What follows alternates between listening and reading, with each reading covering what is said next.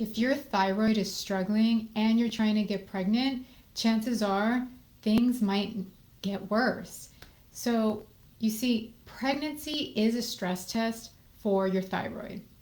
And if you haven't dealt with the underlying issues that have gotten you to a thyroid imbalance, they're not going to get any better once you're pregnant, which could put you at risk for increased miscarriage and increased high maternal, high risk pregnancy. So today I'm going to discuss how you can start finally healing from thyroid imbalances naturally so that you can finally regain your joy and your energy and ultimately your fertility and have a health and safe pregnancy. So, first and foremost, what goes wrong with thyroid conditions is once they're diagnosed, all there is with conventional medicine is medication. And that's pretty much the end of it. You're monitored on medication.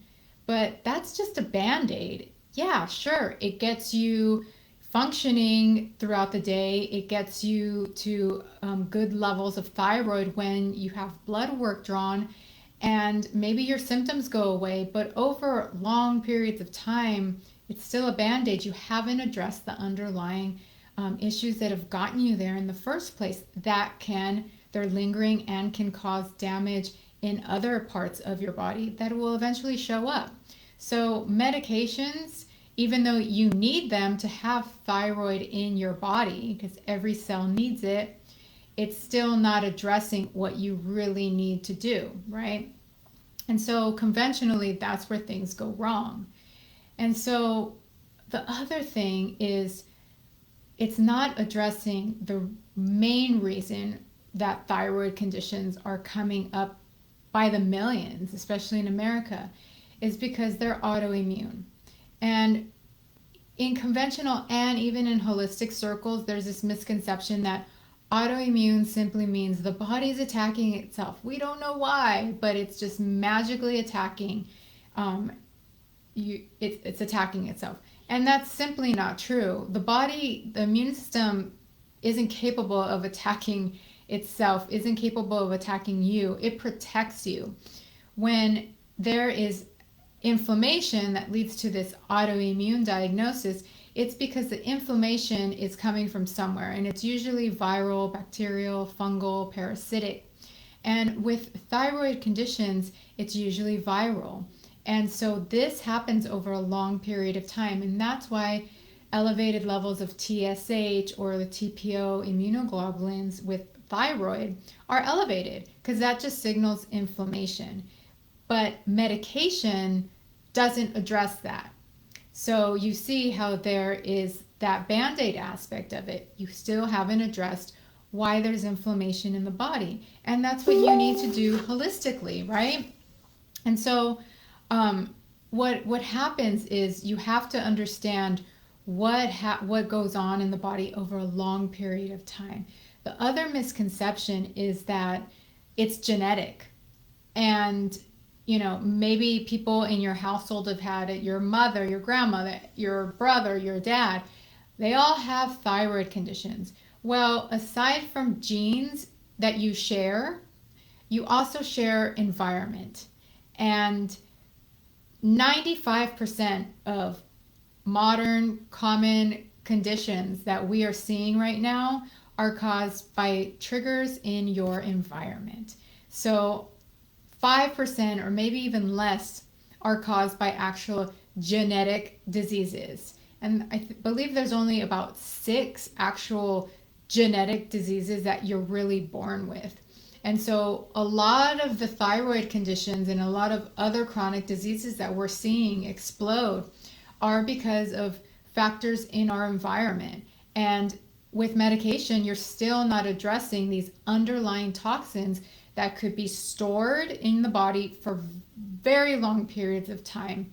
They can be crossed from the placenta from your mother and just stored in the body that have not been addressed.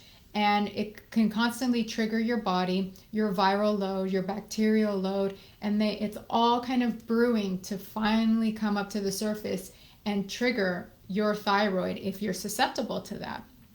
And so medication really doesn't address the underlying autoimmune condition, the inflammation that is caused by either a viral, bacterial, fungal, or parasitic load. And it definitely doesn't address the environmental triggers that are triggering the thyroid to act this way, right?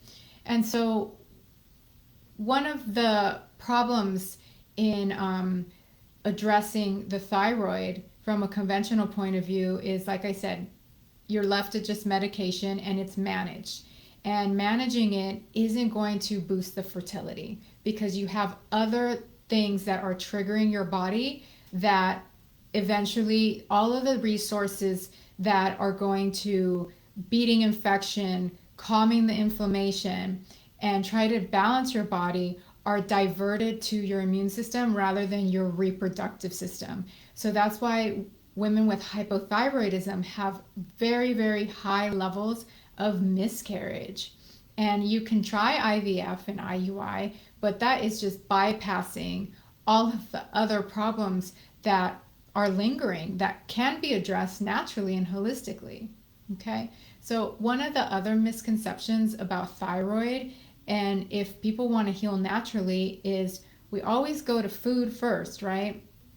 And even in alternative circles, one of the scary things out there is this concept of don't eat any goitrogenic foods. So those are any foods in the cruciferous family like broccoli, kale, cauliflower, and other foods.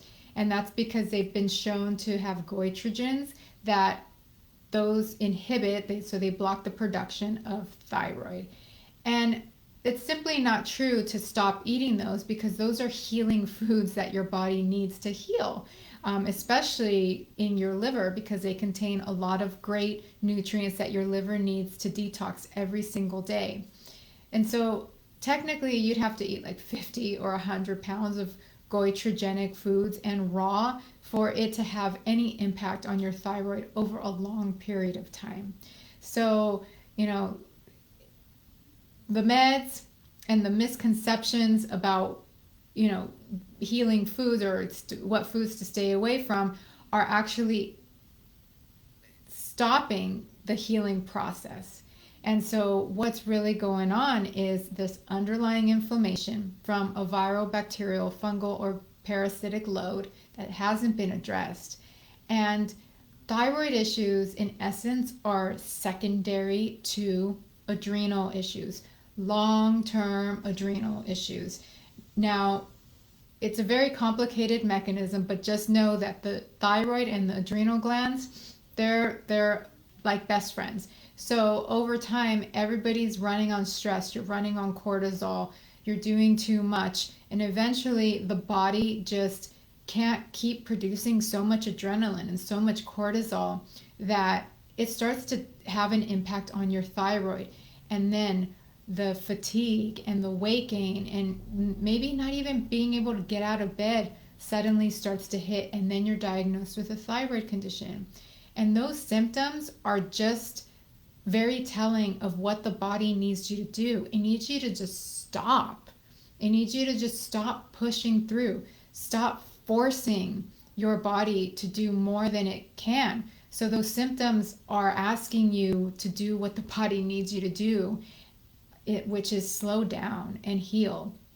And so now that you know that it's secondary, thyroid imbalances are secondary to adrenal imbalances, and we have to address the inflammatory condition. What is causing this inflammation? And we have to go to a healing diet. And that doesn't mean to stay away from fruits and veggies and just eat protein and high fat. That's the opposite of what you need to be doing. You need to have a healing, whole food, mostly plant-based diet, because that's where all the fiber and the minerals and the nutrients are going to come from your food, so you can digest easily, so that your liver can take a back seat to digesting fats and proteins all day, and going into detox mode, which is what it needs to do to start healing you, because thyroid hormone is converted in its active form in the liver. So if you're trying a keto diet or a paleo diet or a really high fat diet, it's converting its resources to breaking down fat rather than helping you heal and detox and helping to break down as much thyroid hormone as you need to function every day.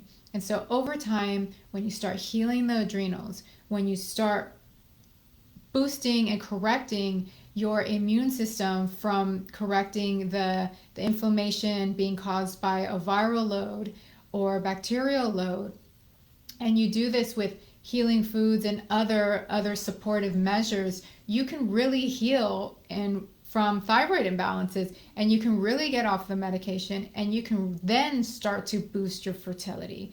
That's when the resources will, that's when all your energy will back off and start diverting into your reproductive system.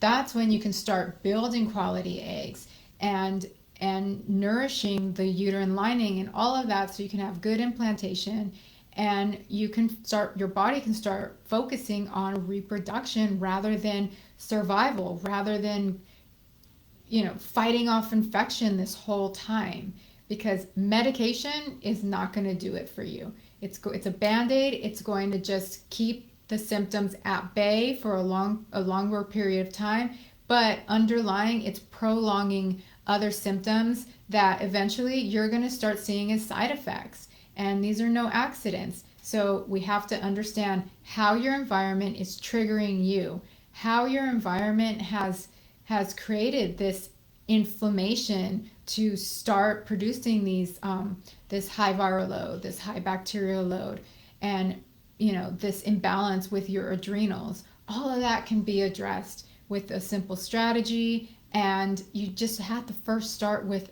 proper information. So I hope that